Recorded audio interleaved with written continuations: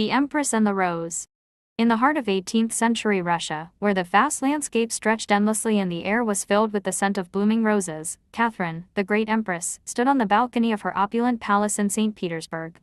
The sun dipped low on the horizon, casting a golden hue over the city, as she reflected on her journey from a young German princess to one of the most powerful rulers in history. Catherine had always been captivated by stories of great leaders and their conquests.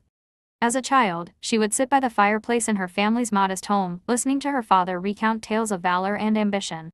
Little did she know that one day, she would write her own story, one that would echo through the annals of time. Her marriage to the heir to the Russian throne had been arranged, a union forged for political gain rather than love. Yet, within the walls of her new home, Catherine found both challenge and opportunity. Her husband, Peter III, was a man of whims and fancies, more interested in his toys than in ruling a vast empire.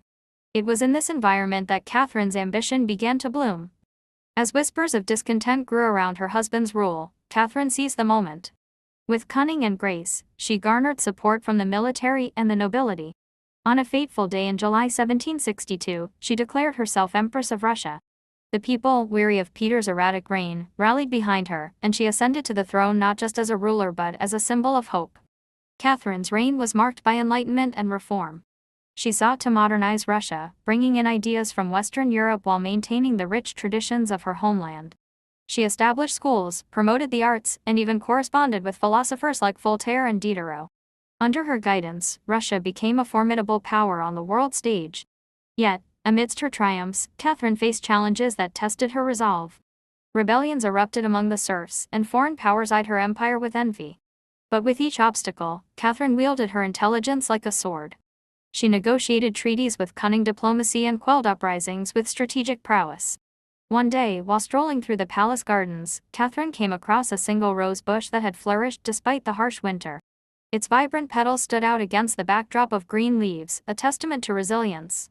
Inspired by its beauty, she ordered that roses be planted throughout the empire, symbolizing strength and grace. As years passed, Catherine's legacy grew. She transformed Russia into a cultural hub, where art and philosophy thrived. Yet she never forgot her humble beginnings. In private moments, she often reflected on the little girl who dreamed of greatness by the firelight. On her deathbed, surrounded by advisors and loyal subjects, Catherine looked out at the garden where her roses bloomed. With a faint smile, she whispered, "Let my story be like these roses, rooted in strength and blooming with beauty."